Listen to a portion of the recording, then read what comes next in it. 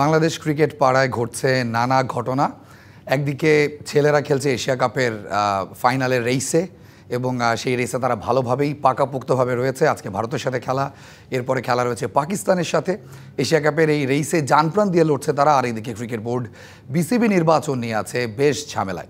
বাংলাদেশের ক্রিকেটের হালচাল ও নির্বাচন নিয়ে সাজানো হয়েছে আমাদের আজকের ডিবিসির খেলার দুনিয়া।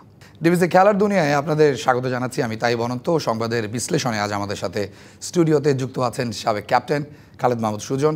আপনাকে স্বাগত জানাচ্ছি আমাদের স্টুডিওতে। বাংলাদেশের ক্রিকেটে কি ঘটছে না ঘটছে আপনি সবই জানেন। খসড়া তালিকা চূড়ান্ত হয়ে গেছে ভোটারদের, যারা বিসিবি নির্বাচনে যে কাউন্সিলররা ভোট দেবেন। এবং নির্বাচনে আছেন তামিম, নির্বাচনে রয়েছেন আমিনুল ইসলাম বুলবুল। যে ভোটার তালিকা হয়েছে, সারপ্রাইজিং আপনার কাছে? নট রিয়েলি সারপ্রাইজিং কথাটা বলবো না, বিকজ হয়তো আমি অনেককেই চিনি না চেনাটাই হয়তো স্বাভাবিক, কারণ নতুন কমিটি হয়েছে, হয়তো অ্যাডহক কমিটি থেকে ওখান থেকে কাউন্সিলররা এসছেন। তো সবাইকে যে আমি চিনি বা হয়তো চেনার কথা ছিল, যেহেতু ক্রিকেটে অনেক বছর ধরে আছি, মানে প্রত্যেকটা জেলা ক্রীড়া সংস্থায় কারা ক্রিকেট চালায় বা ক্রিকেট নিয়ে থাকে সেরকম নাম খুব একটা হয়তো দেখছি বলে মনে পড়ে। আমি পুরোটা দেখিও নি, হয়তো বলতে পারবো না। তো আবার কিছু দেখলাম যে অনেক জেলা থেকে কাউন্সিলরও দেওয়া হয়নি। সেটাও একটা আশ্চর্যের ব্যাপার যে বিসিবির ইলেকশন হবে, এটা তো জানাই যাচ্ছিল। কেন সেটা থেকে আসলো না? রাজশাহী 4টা ডিভিশন থেকে 4টা জেলা থেকে দেখলাম আসেনি, ঢাকা থেকে মনে হয় একজন, সিলেট থেকে আসেনি, এবং 6-7টা থেকে আসেনি। তো এটা একটু সারপ্রাইজিং যে কেন না আসার তো কোনো রিজন নাই। যে এখানে তো নিশ্চয়ই ক্রিকেটের সাথে কেউ না কেউ সম্পৃক্ত আছে, লোক আছে, বা যারা ক্রিকেটটাকে চিন্তা করে ওই ডিস্ট্রিক্টে। তো আপনি 64 জেলা থেকে বাংলাদেশ, এখন আমরা ডিসেন্ট্রালাইজেশনের কথা বলি, সব কিছুর কথা বলি, কিন্তু সেখান থেকে 6 জন না আসাটা একটু তো অবাক করার ব্যাপারই আসলে। অনেক বোর্ড ডিরেক্টর এবার নির্বাচনে অংশ নিচ্ছেন, আবার অনেকে নিচ্ছেন না। আপনি নেই কোথাও, কাউন্সিলরদের লিস্টে আপনার নাম নেই। আপনি নির্বাচন করছেন না, এটা মোটামুটি নিশ্চিত, কিন্তু কেন করছেন না?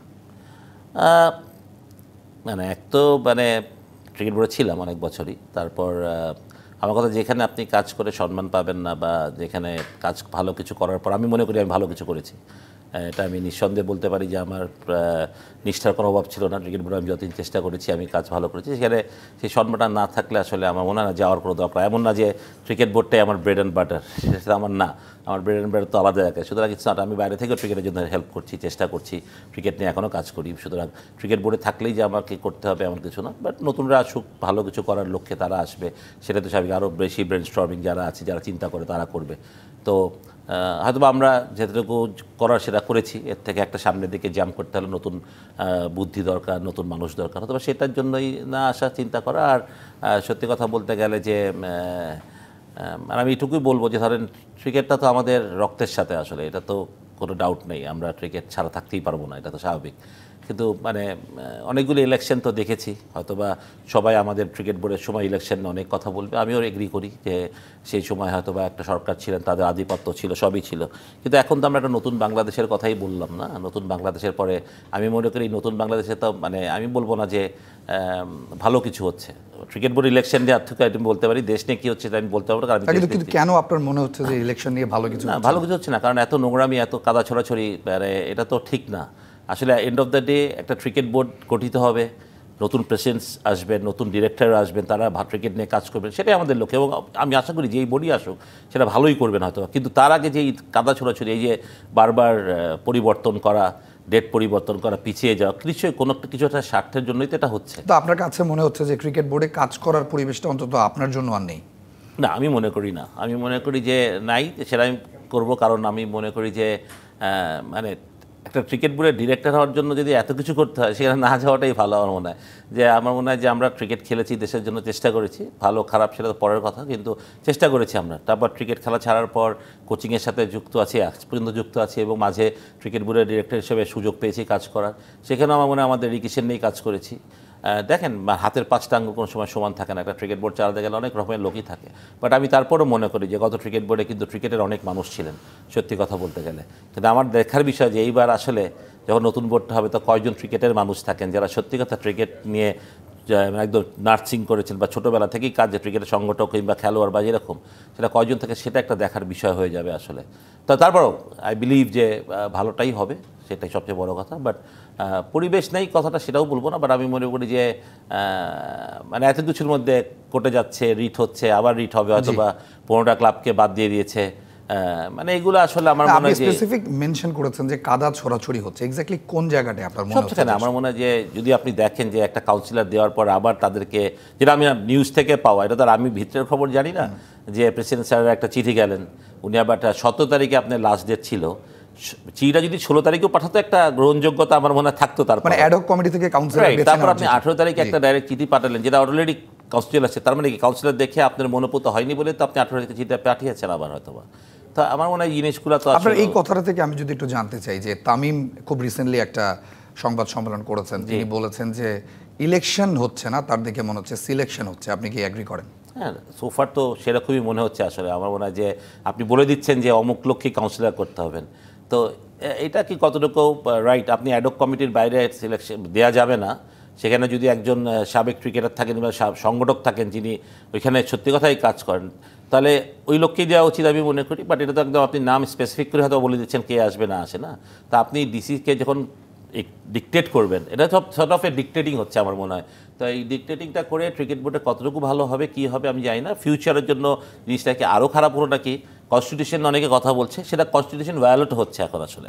যদি এই কনস্টিটিউশনটা খারাপ হয়ে থাকে, আমি ধরলাম এটা একটা বাজে কনস্টিটিউশন আছে, কোন জায়গায় ভায়োলেট হয়েছে? না, চিঠিটার ক্ষেত্রে? চিঠিটার ক্ষেত্রে হচ্ছে আপনি প্রতিবার আপনি 17 তারিখ থেকে আপনি 2 দিন পিছিয়ে 19 তারিখ করলে, ওটা থেকে 19 থেকে 22 তারিখে দেখলাম যে ফারুক ভাইয়ের 6টার পরে, ফারুক ভাইয়ের 8:30টার সময়, এটা বিসিবি নোট করেও নিয়েছে যে 8:30টার সময়। তো সেটা আপনি হবে কেন? আপনি তো বিসিবিতে একটা বড় জায়গা, আপনি যদি সেটা একটা টাইম লাইন দেন যেটা 6টার মধ্যে আপনাকে ফর্মগুলো সব, এতদিন টাইম পেয়েছেন, ফর্মগুলো তো অনেক আগে বিসিবি পাঠিয়ে দিয়েছিল না প্রত্যেকটা ক্লাবকে, কিংবা জেলা 3 ক্যাটাগরিতেই পাঠিয়ে দিয়েছিল।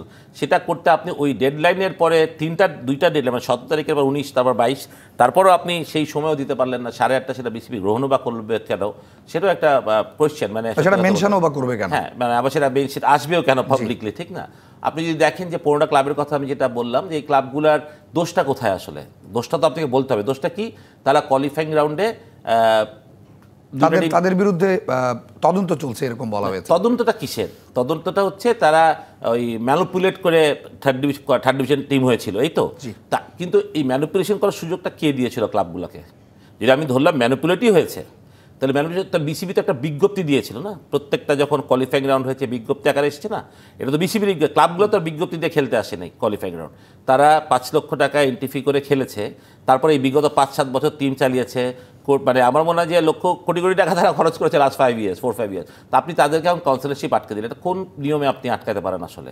কারণ এটা আপনি তাহলে আপনি বিসিবিকে তো আপনি question at stake, CCDM at stake, যে আপনি কীভাবে বিজ্ঞপ্তি দেন। এবং 5 লাখ টাকা যখন এন্ট্রি ফি করলেন, তো এটা তো বিসিবি নিয়োগ ঠিক করেছে, এটা তো ক্লাবগুলো টাকা যাচ্ছে না। কোনো টিম খেলতে আসে নাই, বা 4টা টিম এসছে বা 20টা টিম আসে নাই।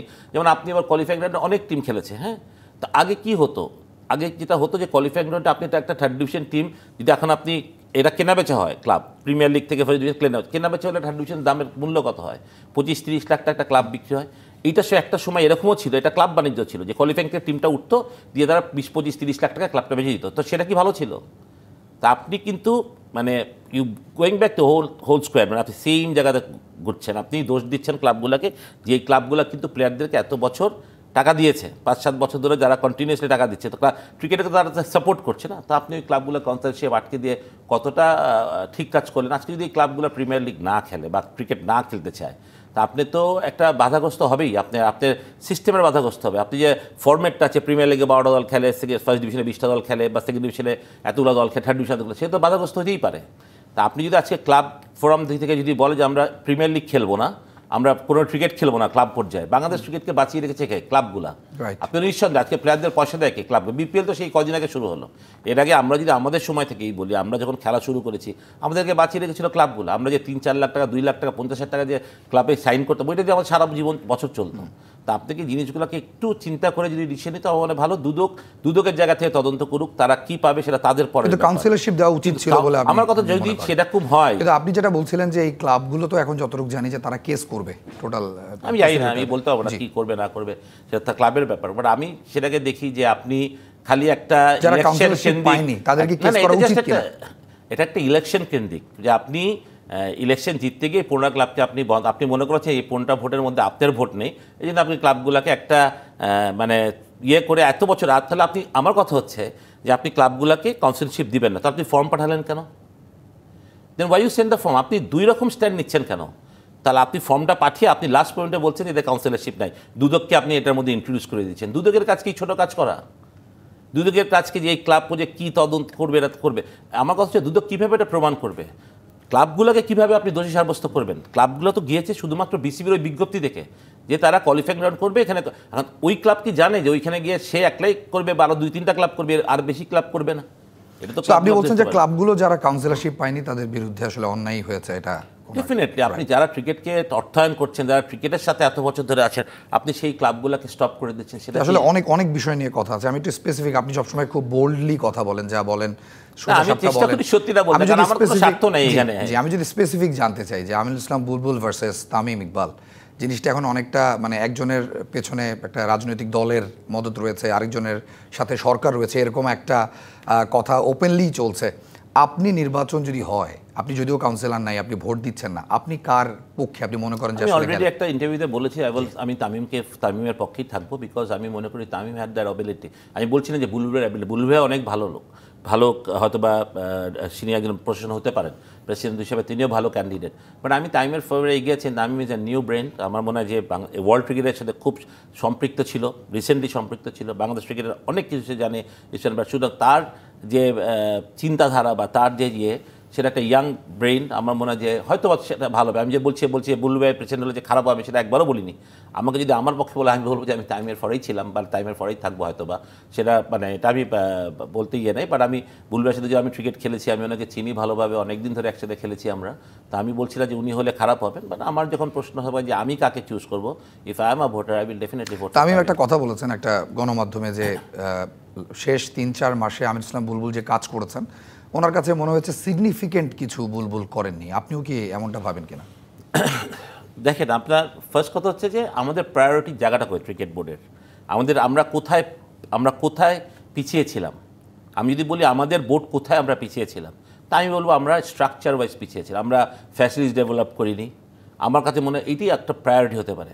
ফারুক ভাই আসলেন, বুলবুল ভাই আসলেন, দুজন ফর্মার ক্রিকেটার, ফর্মার ক্যাপ্টেন, যাদের ক্রিকেট নলেজ অনেক বেশি, তারা দুজন এসে কিন্তু ওই একটা জায়গাতে হাত দিলেন না। আপনি যদি দেখেন ফ্যাসিলিটি ডেভেলপমেন্টে কিন্তু আমরা কিছুই করিনি এখনও, গত একটা বছরের উপরে চলে গেল, আমরা কিন্তু একটা মাঠ ডেভেলপ করতে পারি। অথচ পূর্বাঞ্চলে যে 3টা মাঠ আছে আমাদের, সেই 3টা মাঠ ডেভেলপ করলেও কিন্তু হতো, সেটা করতে কিন্তু আপনার বেশি সময় লাগার কথা না, সেটাও কিন্তু আমরা করিনি। আমরা একটা ইনডোর ডেভেলপ করতে পারি, আমরা রাজশাহী ইনডোরে হয়তো বা অ্যাস্ট্রোরাফ লাগিয়েছি, এখনও সেখানে বোলিং মেশিন পৌঁছেনি, কিছুই পৌঁছেনি। বিসিবিতে 13 কত শুনলাম, সেটাকে মিঠু ভাই একটা প্রেসে বললেন যে 1398 কোটি টাকা আছে, 1398 কোটি টাকা আছে। সো সেই টাকাটা তো আমরা কেন রেখে দিচ্ছি, সেই একই কাজই তো হচ্ছে। তা আমার কথা যে যেই বোর্ড ভুল করেছে, যাদেরকে নিয়ে আমরা এত কথা বলেছি বা বলছি বা হচ্ছে, যেই সংস্কারের কথা আমি বলছি, সেই জায়গা তো আমরা আসলাম। আমার কথাটা হচ্ছে ওটাই যে আমরা যদি এত সংস্কারের কথা বললাম, এত চিন্তার কথা বললাম, আমরা 14 মাসে কনস্টিটিউশন চেঞ্জ করতে পারলাম না, আপনি একটা এজিএম কল করতে পারলেন না, আপনি পুরান দিয়ে এজিএম কল করতেন এবং ওখানে আপনি কনস্টিটিউশন চেঞ্জ করতে বলতেন। আজকে যদি আপনি 15টা ক্লাবকে বন্ধ করে দিতে পারেন, আপনি যদি অ্যাডক কমিটি থেকে যারা কাউন্সিলর তাদের নাম বদলে দিতে পারেন, আপনি এটাও পারতেন, না পারার কোনো কারণ ছিল না, কিন্তু আপনি করেননি। আপনি একটা ইনডোরকে ডেভেলপ করতে, আপনি বাংলাদেশে প্রায়োরিটাইজ, আপনি কী করলেন, আপনি একটা টুর্নামেন্ট করলেন আন্ডার 16-18 বল। আমি যেটা শুনলাম যে একটা ট্যালেন্ট হান্টিংয়ের টুর্নামেন্ট হচ্ছে, কিন্তু আমি গিয়ে দেখলাম যে সেখানে কিন্তু আমাদের অলরেডি সিলেক্টেড যারা আমাদের আন্ডার 14-এর পাইপলাইন থেকে খেলে আসছে, তারাই কিন্তু ওই টুর্নামেন্ট থেকে। তো আপনি নতুন প্লেয়ার কোথায় পেলেন? তা আমার কথা এই যে ধরেন আইওয়াশ টুর্নামেন্টগুলো হচ্ছে বা আইওয়াশ যত জিনিস হচ্ছে, হ্যাঁ, লেভেল 3 কোচিং কোর্স ভালো একটা উদ্যোগ, এরা বিসিবি ছিল। আপনি ইনভাইটেড ছিলেন না সেটাতে? না, সেটাতে আমি না। বাংলাদেশের ফার্স্ট লেভেল 3 যে গ্রুপটা লেভেল 3 করেছি আমরা 2006-07-এ, মানে 18 বছর আগে আমরা যারা লেভেল 3 করেছি, তাদের আমি সেটাতে ইনভাইটেড না বা বলেই না, জানিয়ে তো আমি পরে শুনলাম যে এখানে লেভেল 3 একটা ব্যাটিং। কিন্তু আপনাকে ইনভাইট করা হয়নি এই কোচিং কোর্সটাতে। আপনি আমাদের স্টুডিওতে এসেই বলেছেন যে আমিনুল ইসলাম বুলবুলের সাথে আপনি যোগাযোগ করার চেষ্টা করেছেন, তিনি রেসপন্স করেন। সেটা আমাকে প্রমাণও আছে। এই দূরত্বটা মানে কখন হলো আমি তো জানি না, এটা তো আমিও বলতে পারবো, হয়তো উনি ব্যস্ত, বাট যত মানুষ ব্যস্ত হোক, মানে আমি 26শে মে মেসেজটা তাকে পাঠিয়েছিলাম, যদি যখন ফোন ধরলেন না। আজকে তো মেয়ের পর অনেকগুলো মাস চলে গেল না, আজকে তো সেপ্টেম্বর চলছে শেষের দিকে। একটা তো SMS দিয়ে আমাকে বলতে পারতেন যে সুজন আমি ব্যস্ত আছি, পরে তোমার সাথে কথা হলো, but we will talk later what ever. বা উনি আমাকে বলতেন তুমি একসময় বিসিতে আমার সাথে দেখা করে যে, উনি আমার সিনিয়র, আমাকে ডাকতেই পারেন, কিন্তু সেরকম কোনো মেসেজ উনি আমাকে করেননি বা আমি পাইনি। যেটা আমি বলতে পারি যে আমি ওনাকে মেসেজ পেয়েছি, সেটা আমার ফোনেই আছেন। আমার সেটাতে দুঃখ নেই, হয়তো উনি ব্যস্ত, সত্যিই ব্যস্ত, সেটা কোনো বড় ব্যাপার না। উনি একটা বড় দায়িত্বে আসছেন, বাংলাদেশ ক্রিকেটকে ডেভেলপের ব্যাপারে একটা কথা ছিল যে উনি 3 মাসের মধ্যে থাকবেন, একটা T20 লিগ খেলবেন, ক্রিকেটের যে জায়গাগুলো ধরবেন। তো উনি হয়তো ওই 3টা মাস ওনার জন্য আসলে আমি ভেবেছি যে সত্যি কথা উনি তো অনেক বিজি থাকার কথা। বাট এখন তো 3 মাস পর, এখন তো ধরেন ইলেকশন, এখন হয়তো ইলেকশনের ডামাড হলে উনি হয়তো বা ইলেকশন জিতার ব্যাপারে ডেফিনেটলি, উনি যেহেতু প্রেসিডেন্ট ক্যান্ডিডেট, সুতরাং ওনাকে সেই রকমভাবে এগোতে হবে, তো সময় পাচ্ছেন না। বাট হয়তো বা কোনো এক সময় কথা হবে, দেখা হবে, সেটা অন্য জিনিস। বাট আমি মনে করি যে মানে ইলেকশন অনেক দেখেছি, খারাপ ভালো অনেক কথা আছে। আমি বলি this one is the worst election Bangladesh cricket. Tamim তো আন্তর্জাতিক ক্রিকেট ছেড়ে দিয়েছেন, এখন যদি বিসিবি ইলেকশন যেহেতু করেন, আমি জানি না ডিপিএল আর বিপিএল এগুলো খেলবেন কিনা তামিমকে নিয়ে যেটা বলা হচ্ছে নির্বাচনে, যে আসলে বয়সটা তামিমের সাথে যাচ্ছে না, এটা একটা কানাঘুষা রয়েছে এরকম, আপনি অ্যাগ্রি করেন কিনা? আমার সেদিনকে আমি দেখলাম, মানে আপনি জয়সা যদি আইসিসির এত বড় শীর্ষ পর্যায়ে থাকতে পারে, ইটস নাথিং এলস। টাইম তো একদম যে টাইম দুধের বাচ্চা না, যে টাইমের বয়স 25-26, টাইম তো বড় হয়েছে এবং খেলাও ছেড়ে দিবে, হয়তো বা ঢাকা লিগও আর খেলবে না, হোয়াটএভার। ও খেলুক না খেলুক সেটা আমি তো বলতে পারবো না। বয়স নিয়ে আমার মনে হয় না এটা নিয়ে কোনো ওটা, যে টাইম ইজ অ্যাডাল্ট, আমি বলবো ইজ অ্যাডাল্ট। 18 বছর পর যে কোনো ছেলেকে আমরা অ্যাডাল্ট বলি, রাইট? তো আর time is very much adult. তো আমার মনে হয় যে সুতরাং এইটা নিয়ে আমি বলতে পারি যে এক্সপিরিয়েন্স নাই। আপনি যে টিমে কোচিং করিয়েছেন ঢাকা লিগে, সেই টিমে তামিম খেলেছে, আপনার আন্ডারে নানা জায়গায় তামিম, মানে সরাসরি আপনার শিষ্য ছিল। তো আমি ধরে নিলাম হাইপোথেটিক্যালি তামিম ইকবাল বাংলাদেশ ক্রিকেট বোর্ডের সভাপতি হচ্ছেন, আপনাকে যদি তিনি আমন্ত্রণ করেন বোর্ডে কাজ করার, করবেন আপনি কাজ? সেটা তো আমি জানি না, তাই আমি জানি না কী পজিশনে আমি কাজ করতে পারি, বাট ডেফিনেটলি আমার থিঙ্কিং, আমার কোচিং লাইনে আমি কাজ করি। সবারই একটা ইচ্ছা থাকে যে বড় লেভেলে কাজ করা। বাংলাদেশ ক্রিকেটের জাতীয় দলের কোচের, একটা ইন্টেরিয়াম কোচের ন্যাশনাল টিমের দায়িত্ব আমি পেয়েছিলামও, এমন না যে আমি 2বার আমি সেই দায়িত্ব পেয়েছিলাম, যে একটা ট্যুর করে আমাকে দেওয়া হয়েছিল। বাট এটা জাস্ট ইন্টেরিয়াম কোচ ছিল না বলে তখন এরকম করা হচ্ছিল। যদি লং টাইম চিন্তা করি, কোচিং যদি হয় বা অন্য কোনো মানে কোচিং রিলেটেড কিছু হয়, সেটা অবশ্যই আমি চিন্তা করবো। বাট যেহেতু আমার নিজের একটা পেশা, আমি কাজ করি, আমি একাডেমিতে কাজ করি, সুতরাং আমার সব কিছু চিন্তা করে আমি কাজ করবো, কারণ আমার নিজের একাডেমিটাও আমার জন্য ইম্পর্টেন্ট আমি মনে করি। আপনি তামিমের সাথে কাজ করতে আপনার কোনো আপত্তি? আমার কারোর সাথেই কাজ করতে হবে, আমি মনে করি না যে এরকম একটা আমাদের মেন্টালিটি, একটা 2025 সালে সেই মেন্টালিটি আমাদের কারোরই থাকা উচিত, যে একটা তামিমের যদি ক্রেডিবিলিটি থাকে অ্যাজ প্রেসিডেন্ট, ওয়াই নট? আমার কথা, যদি ভালো কিছু করে, it's not the name, it's that how he done, ঠিক কাজ করে। আমরা নামের পিছিয়ে দৌড়াই সবাই, নামটা তো ইম্পর্টেন্ট না। তাই ইকবাল যদি ভালো কাজ না করে, তাই ইকবাল বাংলাদেশের প্রেসিডেন্ট থাকবে না। আজকে আমিনুল ইসলাম বুলবুল ভাই যদি ভালো না কাজ করুন, থাকবেন না। এন্ড অফ দ্য ডে আমরা সবাই কি চাই? বাংলাদেশ ক্রিকেট এগিয়ে যায়, বাংলাদেশ ক্রিকেটের ডেভেলপমেন্ট হোক, যেটা আমাদের হচ্ছে না। আমাদের একটা স্থবির অবস্থায় আছি আমরা। আমরা ছেলেরা ভালো ক্রিকেট খেলছে, সেটা জাস্ট আমি বলেছি আমাদের ওই একটা লিমিট পর্যন্ত, কিন্তু আমরা এর থেকে যা ভালো করতে পারি, আরও উপরে যেতে পারি, সেটা যদি ফ্যাসিলিটিস ডেভেলপ না করি, সেটা আমরা কোনো সময় পারবো না। আমরা ছোট করে আপনার কাছে একটু জানতে চাই, ওটা বিজ্ঞাপন বিরতিতে আমাদের যেতে হবে। আপনি ক্রিকেট বোর্ডে গেল 1 দশক বা তারও বেশি সময় ধরে ওতপ্রোতভাবে অনেক জায়গায় কাজ করেছেন। ক্রিকেট বোর্ডে নির্বাচন হচ্ছে, আপনি এখন কোথাও নেই, এই বিষয়টা আপনার জন্য আসলে কেমন? দূর থেকে দেখছেন সবকিছু, হাউ ডাজ ইট ফিল? না, আমি অতটা আসলে মানে আমার যে অনেকে বলছে, আমাকে অনেকে বলেছিল কাউন্সিলর, তাই সেটা আমি হতে পারতামই, সেটা আমার হওয়ার স্কোপও ছিল। বাট আমি আসলে মানে নিজে থেকে ডিসাইডেড ছিলাম যে আমি করবো না। এবং মানে কিছু কথা ছিল, কারণ আমি এই ফারুক ব্যাট বোর্ড যখন হয়েছিল, তখনও কিন্তু আমি প্রায় কিছুদিন ছিলাম ক্রিকেট বোর্ড ডিরেক্টর। তারপরে কিছু কথার প্রেক্ষিতেই তো আমি বোর্ড থেকে রিজাইন করি। তো এরকম কথা শোনার পর আসলে কাজ করার মতো মনে থাকে না আসলে, সত্যি কথা বলতে গেলে। কারণ আমি জীবনে কোনো দিন পলিটিক্সের কাছেও যাইনি, সুতরাং আমি কোনো পলিটিক্যাল দলের সাথে ইনভলভ, সেটাও না। এখন বাংলাদেশ যখন আপনি ক্রিকেট বোর্ডে কাজ করবে, তখন কোনো না কোনো পলিটিক্যাল একটা দল থাকবেই, ঠিক না? আপনি তাদের সাথে কাজ করলে যদি আমি সেইটা হয়ে যাই, তাহলে সেটা খুব দুঃখের কথা আসলে, সত্যি কথা বলতে। আমার নিজের যে পরিচয়টা ছাপিয়ে যদি আমি ওই পরিচয় আমি হতে চাই না আসলে কোনো সময়। আমি খালেদ মাহমুদ সুজন, আমি বাংলাদেশ টিমের ফর্মার ক্যাপ্টেন, ফর্মার ক্রিকেটার, এবং আমি ওইটাই থাকতে চাই। আমার একটাই মানে আইডেন্টিটি, সেই আইডেন্টিটি এটাই। আমার কোনো অন্য কোনো আইডেন্টিটি যে আমি ওই দলের জন্য কাজ করি, ওই দলের জন্য আমি কোনো দলাদলি করতে পারি না। আমি ক্রিকেটের মানুষ, ক্রিকেটের উন্নয়নের জন্য যা করার দরকার সেটা আমি করতে চাই আসলে। জি, খালেদ মাহমুদ সুজন কেন ফারুক আহমেদের বোর্ড থেকে বেরিয়ে গেলেন, আমি বিরতির পরে এসে আপনার কাছ থেকে উত্তরটা শুনতে চাবো। ডিবিসি খেলার জন্য সময় হচ্ছে, ছোট্ট একটা বিরতির, ফিরে আসছি কিছুক্ষণের মধ্যে। ফারুক আহমেদ দায়িত্ব যখন নিলেন, তারপরেই আপনি বোর্ড থেকে চলে গেলেন, এক্স্যাক্টলি হোয়াট হ্যাপেন্ড? তারপরে 3-4টা মিটিংয়ে আমি ছিলাম। তারপরে একদিন সাডেনলি মানে ওনার সাথে একটা কনভারসেশনের মাঝামাঝি উনি একটা কথা বলেছেন আমাকে, যেটা আমার কাছে আসলে ভালো লাগেনি আসলে। তো যখন ভালো লাগেনি, তখন মানে এটা উনি অনেককে নিয়েই বলেছিলেন, শুধু আমাকে দিয়ে বলেননি। এরপরেও তারা বোর্ডে থেকেছেন বা রয়ে গেছেন, অন্যান্য ডিরেক্টরদেরকে কথা বলেছেন যে মানে আমাদেরকে কেন বোর্ডে রাখা যাবে না বা থাকা এরকম কিছু না, বাজে কথা। মানে আমি মনে করি এটা আমার শুনতে বাজে লেগেছে আর কথা, হয়তো বাজে না কথাটা, শুনতে আমার বাজে লেগেছে। মানে উনি একটা মানে শেয়ার করতে চান কি বলেন? না, আমি থাকে না নাহি বলি, ওনার প্রতি আমার অনেক রেসপেক্ট ফ্রম মাই চাইল্ডহুড। তো আমি মনে করি যে ওইটা বলার পর আমি তারপর দিন রিজাইন দিয়ে আসি ওনাকে। তো আমার মনে হয় না যে মানে উনি আমাকে যে কথাটা বলেছিলেন, সেটা কোনোভাবেই ফারুক ভাইয়ের মুখ থেকে আমি আশা করিনি শোনার মতন। মানে উনি যথেষ্ট সেন্সিবল একজন মানুষ, মানে ছোট্টবেলা থেকে ওনার আমরা লিডারশিপে খেলেছি, ওনাকে অনেক ফলো করেছি। ওনার মানে সত্যি কথা বলতে গেলে আমার ক্রিকেট ক্যারিয়ারে আমি মনে করি দুইটা মানুষকে আমি খুব মানে আলাদা করে আমার রোল মডেল ভাবতাম। একটা হচ্ছে আতার ভাই, as he is allrounder, he was a very good allrounder. আমি ওনার ছোটোবেলা থেকে অনেক ফ্যান ছিলাম, আর ডেফিনেটলি আরও অনেক সিনিয়র প্লেয়ারদের আমি অনেক ফ্যান ছিলাম। আমি জাহাঙ্গীর শাহ বাদশাহের অনেক ফ্যান ছিলাম, বাট আতার ভাই এবং ফারুক ভাই, because I was so friendly, তারা আমাকে এত ভালোবাসতো, বাদর করতো, তার থেকে আমি অনেক কিছু শিখেছি আমার জীবনে, ফারুক ভাই থেকে স্পেশালি।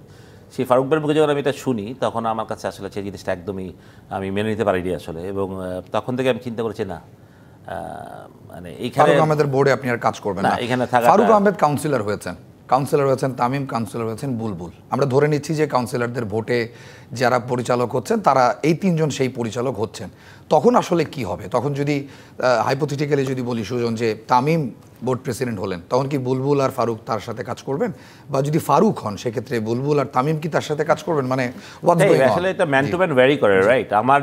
আমি যেভাবে আমার ভিশন যেটা, তোমার সেটা নাও হতে পারে, সেটা ফারুক ভাই নাও হতে পারে, বুলবুল ভাই হতে পারে, টাইমে ডিফারেন্ট হতে পারে। কে কার আন্ডারে কাজ করবে না করবে, এটা যখন আমরা একসাথে মিলেমিশে কাজটা করলে ক্রিকেটের যখন আমরা ক্যাপ্টেন্সি করি, যখন আমরা ক্যাপ্টেন করি, তো আকরাম ভাইয়ের আন্ডারে বুলবুল ভাই খেলেছে, বুলবুল আন্ডারে আকরাম ভাই খেলেছে, পাইলটের আন্ডারে আমি খেলেছি, পাইলট আমার আন্ডারে খেলেছে, বা দুর্জয় পাইলট দুর্জয়ের আন্ডারে খেলেছে, তো হয়েছেই। তখন যদি আমরা পারি, তাহলে আমরা এখন পারবো না কেন? ফিলাম এটা ভিশনারি, এটা আমার ব্যাপার। এটা যখন আমি চিন্তা করি, আমি নেগেটিভ না। If I am think about it, যে ইফ তামিম ইজ আমার থেকে ক্রেডিবিলিটি থাকে ভালো, তামিম আমার থেকে ভালো কাজ করতে পারে, ওয়াই নট? মানে আমার কথা হচ্ছে, কিন্তু মানে জিনিসটা যখনই এই রেশারেশি, মানে আমি ভাবেছিলাম যে খুব একটা হেলদি ইলেকশন হবে, রাইট? একটা ভালো ইলেকশন দেখবো, যেটা আমরা এত কমপ্লেন, ইলেকশন হয় না, সেই ইলেকশন তো ম্যানিপুলেটিভ হচ্ছে, আবারও তো ম্যানিপুলেশনই হচ্ছে, রাইট? তো ইলেকশন তো আর হচ্ছে না। তো এত গল্প বলে আসলে লাভটা কী হলো? যে দেশের সংস্কার, দেশ একটা অন্যের দিকে যাচ্ছে, একটা সেটা তো আমরা কিছুই করছি না আসলে। যদি আমি বলি, we stuck in same place, এবং সেম মেন্টালিটির মানুষই এখনই আমরা আছি। আমাদের ক্রিকেটের উন্নয়নের জায়গাটা আবার স্থগিত হয়ে যাবে। আমার কথা, ইলেকশন তো আমরা সেই একটা ফেয়ার অ্যান্ড স্কোয়ার যে ইলেকশনের কথা আমরা সবসময় বলে এসেছিলাম, যেখানে ইলেকশন হবে, রমরমা মজা হবে, ফান হবে, যেখানে যেই জিতুক দ্য বেস্ট। আমরা সবসময় বলি কি, ক্রিকেট খেলায় বলি যে দুইটা ভালো খেলা হোক, ভালো লড়ার, দ্যাট দ্য বেস্ট টিমটাই জিতবে, ঠিক না? তো সেইটা তো হচ্ছে না, সেই ম্যানিপুলেশনই হচ্ছে, সেই কাউন্সিলরদের কাটকায় দেওয়া হচ্ছে, সেই ক্লাবকে বাদ দিয়ে দেওয়া হচ্ছে। তো আমার কথা হচ্ছে যে আপনি আগের বোর্ডকে যে এত ব্লেম করছেন, don't blame them then, you playing the same blaming game. So if you do that same, তো আপনি আরেকজনকে কীভাবে বলবেন যে ইউ আর, মানে তুমি সেম কাজ করেছো, যখন আপনি নিজে সেটা করছেন? রাইট। আগে আমি নিজের দিকে তাকাই, নিজে আয়নাকে নিজের দিকে দেখি, am I do the right thing? I am not. আমি স্পেশালি বলবো, আমার ক্রিকেট বোর্ডের ইলেকশনে আমার মনে হয় এটা খারাপ ইলেকশন আর হবে না। জি, আপনি বলছিলেন ফারুক আহমেদ আপনার আইডল, বাট আপনি তার সাথে একই বোর্ডে কাজ করতে পারেননি, সে দুঃখটাও তো কোথাও না কোথাও রয়ে গেছে। ফারুক আহমেদ বোর্ড থেকে চলে গেলেন, তাকে সরিয়ে দেওয়া হলো, আমিনুল ইসলাম বুলবুল আসলেন, ফারুক আহমেদ আবার কাউন্সিলর হলেন। মানে এই গল্পটা আসলে কোথায়? মানে এটা তো কোথায় আসলে এগুলা কিভাবে হয়? ফারুক ভাই বের হয়ে গেলেন, ওনাকে বের করার প্রসেসটাও কি রাইট ছিল কিনা আই ডোন্ট নো, আমার মনে হয় যে কোনোভাবেই না। বুলবুল ভাই আসলেন, সেই ফারুক ভাই যে প্রথম প্রেসিডেন্ট, সেই প্রসেসটাও ঠিক ছিল না, ওনাকে বের করার প্রসেসও ঠিক ছিল না। বুলবুল ভাই প্রেসিডেন্ট, সেই প্রসেসও ঠিক ছিল, অনেকগুলো আসলে ঠিক হয়। তারপর আবার ফারুক ভাই ইলেকশন করবেন, ক্লাব পর্যায়ে থেকে ইলেকশনের ক্যাটাগরি বি থেকে বলে ইলেকশন করছেন ক্লাবের থেকে। তো ইটস নট ব্যাড। আমি বলছি না যে ফারুক ভাই দারুণ ক্রিকেট ব্রেন, ঠিক না? ফারুক ভাই অবশ্যই আসলে ক্রিকেটের ক্ষতি হবে, আমি মনে করি ভালো হবে।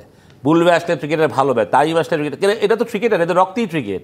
এটা তো ক্রিকেটের সাথে বেইমানি করলে মানে তারা এটা বিরাট বেইমান হয়ে যাবে, ঠিক না? সুতরাং এটা তো হবে না। কিন্তু আমার মনে হয় সেটা সুস্থ একটা পরিবেশে, প্রপার একটা সিস্টেমের মধ্যে হলে। কিন্তু এখন যেভাবে হচ্ছে যে আমি জিতার জন্য আমার আজকে পাওয়ার আছে বলে আমি সব করব, তাহলে আপনি আগের বোর্ডের মতন হচ্ছে। আমার কথাটা হচ্ছে একটা জায়গাতেই, হ্যাঁ, যে আমরা বললেন যে 3টা টার্ম ধরে পাপন ভাই বোর্ড প্রেসিডেন্ট ছিলেন, সেভাবে হয়েছেন, সেই যদি পাওয়ার খাটিয়ে উনি যদি প্রেসিডেন্ট থাকে, সেটাই যদি সবাই বলে থাকে এখনও, তাহলে সেটাই হচ্ছে। তাহলে আমরা সেই সেকেন্ড, মানে আমরা শিখলাম না। তাহলে আমরা যে আমি সেটাই বললাম যে আমরা এত কথা বলি, আমরা কিন্তু সেম জায়গাতে স্ট্যান্ড। তো আমার কথা, সেটা তো মানে ওই পলিটিক্স পাওয়ারই চলছে আসলে। তাহলে তো ওই পাওয়ারই হচ্ছে যে এখানে তো আপনার যারা ক্রিকেটের যারা অনবদ্য, যারা ক্রিকেটের জন্য কাজ করতে যায়, সেই সব লোক কিন্তু কম হবে, আসলেও কম হবে। আপনি দেখবেন যে এটা আসলেও কম হবে। আমি জানি না ডাইরেক্টর, আপনি সংগঠকদের অনেক, আমি এখন নাম শুনি, এখন যদি চেহারাগুলো দেখতে পারতাম তাহলে আমি বলতে পারতাম যে এনারা কারা আসলে। এনারা কি আসলেও ক্রিকেট মাঠে আমি তাদের দেখেছি কোনো সময়? তাদের পা দিতে দেখেছি না? তাহলে আমি যদি বলতাম হ্যাঁ দেখেছি, সবাই এরা ক্রিকেট মাঠে, তাহলে আমি বলতাম হ্যাঁ, রাইট পিপল ইন দ্য। বেশিরভাগ কাউন্সিলর আপনার অচেনা, মানে আমি নামে তো আর বলতে পারবো না, এখন একটা নামে তো অনেক লোকই থাকতে পারে না। বাট আমি নাম দেখে আসলে বলিনি আমি ক্যাটাগরি সিতে যারা প্লেয়ার আছে, ক্যাপ্টেন আছে বা এদের কয়েকজনকে হয়তো বা চিনেছি, ক্লাব পর্যায়ে আমি কিছু চিনেছি, বাট আমি ক্যাটাগরি এ পর্যায়ের অনেক কি চিনতে পারিনি আসলে। যেটা মানে যেমন আমি নাম আছে না অনেক নাম টাম আছে যারা চিটাগং ক্রিকেটের জন্য কাজ করে, যারা ঢাকা চিটো কাজ করে, যারা সিলেটের জন্য কাজ করে, সেরকম আমি আমার মনে হয় না দেখেছি। বাট আমি চেহারা দেখলে, ছবি দেখলে আমার মনে হয় যে কাউন্সিলর ছবিগুলো ছাপিয়ে দেওয়া উচিত এখন, যে কারা কাউন্সিলর হচ্ছে তাদের ছবিগুলোও দেওয়া উচিত। তাহলে আমরা যারা ক্রিকেটের জন্য কাজ করি বা ক্রিকেটের ভালো চাই বা সারা দেশের মানুষ চায়, শুধু আমি বলো ক্রিকেটাররা যে তা না, সারা মানুষই বাংলাদেশ ক্রিকেটের ফ্যান, তারাও বুঝতো আসলে যে ইলেকশন কতটা ফেয়ার অ্যান্ড স্কোয়ার হচ্ছে। ফারুক আহমেদ থাকতে পারলেন না বোর্ডে, ওনাকে চলে যেতে হলো। উনি আবার যখন কাউন্সিলর হয়েছেন নিশ্চয়ই পরিচালকও হবেন আশা করছি। তো নির্বাচনটা তো আসলে দুটো দলের মধ্যে হয়ে গেছে এখন। মানে একদিকে বলা হচ্ছে যে বুলবুল বলেছেন যে আমি আসলে ক্রীড়া উপদেষ্টা চাইলে আমি আরও লম্বা টার্মে কাজ করতে চাই। আমরা তামিমের প্রেস কনফারেন্সে দেখেছি একটা রাজনৈতিক দলের অনেক নেতাকর্মী বসে আছে। এটা হাইপোথেটিক্যাল, আপনি চাইলে কোয়েশ্চেনটি স্কিপও করতে পারেন অ্যান্সারটা। ফারুক আহমেদ আসলে কোন পক্ষ থেকে এবার নির্বাচনটা করছেন বলে আপনি মনে করেন? আমি জানি না, হয়তো ফারুক ভাই বলতে পারবো না, হয়তো ক্যাটাগরি বি থেকে ক্লাব পর্যায়ে ইলেকশন করে হতে ডিরেক্টর হতে চান, সেটা নাথিং রং উইথ ইট। আমি কোনো ব্লেম করতে যাচ্ছি না কাউকে। আপনার ইচ্ছা আছে আপনি বোর্ডের ডিরেক্টর হতে চান, সেটা হতে পারেন। সেটা আছে নান্নু ভাইয়েরও একসময় আমি শুনতাম নান্নু ভাই কেন ইলেকশন করবেন, আমি নান্নু ভাইয়েরও ইলেকশন করা উচিত আমি মনে করি। তাহলে সেক্ষেত্রে অনেকের ইলেকশন করা উচিত। তো সবাই তো যারা ক্রিকেট খেলেছেন বাংলাদেশের জন্য তারা যদি চায় বোর্ড ডিরেক্টর হতে, কেন না? কিন্তু যে আপনি যদি তখন দেখবেন যে অনেক ক্রিকেটার আছে তারা এই অসম্মানটায় পা দিতে চান না, সেটা আমি জানি। আমি যদি নান্নুভাইয়ের কথা আজকে বলি, নান্নুভাই হয়তো চিন্তা করতেন যে আমি এখানে যাব, যদি আমি এটা ডিরেক্টর না হতে পারি আমি অসম্মানিত হব বা সেটা হব। আমি কোয়াপ থেকে কে আসবে, ক্যাটাগরি সি থেকে আমি মনে করি পাইলট আসবে, আমি think pilot is a very good candidate. সুতরাং ইটস নাথিং রং উইথ। আমি সত্যি কথা বলছি যে যারা cricketer, pilot definitely Bangladesh cricket নিয়ে অনেক কাজ করে, ক্রিকেট খেলেছে, ক্রিকেট নিয়ে কাজ করে, রাজশাহীতে ওর একাডেমি আছে, বিভিন্ন ক্লেমনের অনেক একাডেমিতে ওর অবদান অনেক কিছু আছে, চেষ্টা করে ছেলেটা। সুতরাং আমার কথা হচ্ছে এরা আসলে তো কোনো ক্ষতির কিছু না, এটা তো খারাপ কিছু করবে না। কিন্তু আমি বলতে চাচ্ছি যে ইলেকশনটা যাতে একটা মানে আনন্দ হওয়ার মুহূর্ত, সেটা যাতে আজকে বুলবুল ভাই তামিমের একটা ক্ল্যাশ হয়ে গেল, একটা দূরত্ব হয়ে গেল, সেটা তো আমরা কেউ চাই না। বুলবুল ভাই একটা প্রজন্মের ক্রিকেটার, তামিম এক প্রজন্মের ক্রিকেটার, ফারুক ভাই, মানে এদের মধ্যে যখন একটা হিকাপ হলো বা হলো, সেটা তো কারোর কাছে আমাদের কাম্য না। End of the day we are all নির্বাচন বিষয়টাকে এখানে শেষ করবো। আমরা এশিয়া কাপ নিয়ে আপনার সাথে কথা বলবো, ছোট্ট একটা বিরতির পরে ফিরে আসছি। সুজন, ডিবিসি খেলার দিনের সময় হয়েছে, আরও একটা বিরতি। নির্বাচন নিয়ে অনেক লম্বা একটা আড্ডা হলো আপনার সাথে। এশিয়া কাপ আজকে ভারতের সাথে বাংলাদেশের খেলা, বিগ ম্যাচ। ভারতের ক্রিকেটটা অন্য লেভেলে চলে গেছে। বাংলাদেশ সাডেনলি টি-20তে খুব ভালো করা শুরু করছে। আমরা একটা সময় বলতাম যে ওয়ান ডেটা আমরা খুব ভালো খেলি, এখন মনে হয় ওই সময়টা এসেছে যখন বলা যায় বুক ফুলিয়ে যে না আমরা টি-20ও ভালো খেলি। আজকের ম্যাচে আপনি কি বাংলাদেশের একটা ফাইট দেখেন কিনা? অবশ্যই দেখি। মানে এই এমন একটা ফর্মেট যেখানে এনিবডিজ গেম, বাট যেটা অ্যাজ ইউ সেড যে ইন্ডিয়া একটা অন্য লেভেলে চলে গেছে। এবং আমরা রিয়েলিস্টিকলি যদি চিন্তা করি তাহলে বলবো যে এই ম্যাচে হয়তো বা মানে যদি মানে ওই হয় না যে কে কত পার্সেন্টেজ হবে, সেটা ইন্ডিয়া হয়তো বা 70-75% ইন্ডিয়ারই চান্স বেশি, বাংলাদেশে হয়তো বা 25-30% চান্স আছে। বাট এটা এমন একটা ফর্মেট যে বাংলাদেশ যদি আজকে ফ্ললেস ক্রিকেট খেলে, অর্থাৎ ফ্ললেস, আমি কথাটা বললাম ফ্ললেস, যদি আমাদের সব সেক্টরে উই ডান এভরিথিং ঠিক, তাহলে বাংলাদেশের পসিবিলিটি চান্স নাই তার একবার আমি বলবো না। তা আমি আশা করি যে whatever the result is, as you said, যে আমরা একটা ফাইট করি এবং টাফ কন্ডিশন ইন্ডিয়াকে সময় দিই, কারণ আমাদের still we have one match to go against Pakistan, যেটা জিতলে হয়তো আমরা ফাইনাল খেলবো। তো আমাদের এখন আছে, কিন্তু আমরা আজকে এটা আমাদের জন্য do and die, don't think about Pakistan ওখানে কী হবে, আমরা আজকে জিতে ফাইনাল খেলতে চাই। আমাদের অ্যাটিচিউডটা থাকা উচিত এটাই। আমি এই অ্যাটিচিউড নিয়ে ছেলেদের খেলতে বলি, হারলে হারবো, উই অ্যাকসেপ্টেড, বাট আমার মনে হয় যে সেই অ্যাটিচিউডটা আমি মাঠে দেখতে চাই, যে ছেলেরা ইন্ডিয়ার শক্তিমত্তাটাকে মাথায় রেখে আপনি যদি আজকের দলটা দেখেন, আমরা দেখেছি winning combination Bangladesh continuously change করে গেছে বিকজ অফ দ্য সারফেস। তো আপনি আজকের দলে কোনো পরিবর্তন দেখেন কিনা ওভারঅল? আমি তাসকিন, মুস্তাফিজ, নাসুমান, মেহেদি, চারটা বলের উপরে আই ডিপেন্ডেড স্টিল। মানে আমি মনে করি শরীফুল লাস্ট ম্যাচে হি ওয়াজ, যদিও he is a very good bowler, one of the fine bowler Bangladesh have, but ভালো করছে, ইজ নট ইন আ নেক। সুতরাং আমি এইখানে একটা পরিবর্তন হয়তো হলেও হতে পারে চেষ্টা করি, সেটা হইতে পারে সাইফুদ্দিন, সেটা হইতে পারে তানজিম সাকিব। যদি আমরা পেস চিন্তা করি তাহলে আমি মনে করি তানজিম সাকিব। সুতরাং ইন্ডিয়ার সাথে আমি মনে করি আমাদের পেস নিয়ে যাওয়া উচিত, মানে কুইক পেস, যেটা সাকিবের আছে। আমি যদি আমার সম্পূর্ণ আমার মতামত, আমি ইন্ডিয়ার এগেন্স্ট ইন্ডিয়ার প্লেয়ারদের দিয়ে আমি ফাস্ট বোলিং দিতে চাই, যে জোরে বল করতে পারবে, 130-40 ক্লোজ বল করবে, এরকম বোলার একটা চাই। সেহেতু আমি তানজিম সাকিবকে দেখি, গুড বেটার ফিল্ডার দেন শরীফুল, বেটার ব্যাটার দেন শরীফুলকে সরিয়ে সাকিব, আমি ওইটাই একটা আমি মনে করি দেখি। আর জাকির সোহানের ব্যাপারটা মানে আই এম ডাউট, এটা ম্যানেজমেন্ট ভালো বলতে পারবে। সোহান ইজ এক্সপিরিয়েন্স, হয়তো বা ওই শেষ পজিশনে লুপ শট বা বিভিন্ন রকমের শট খেলে, সেটার জন্য সোহান অনেক ভালো।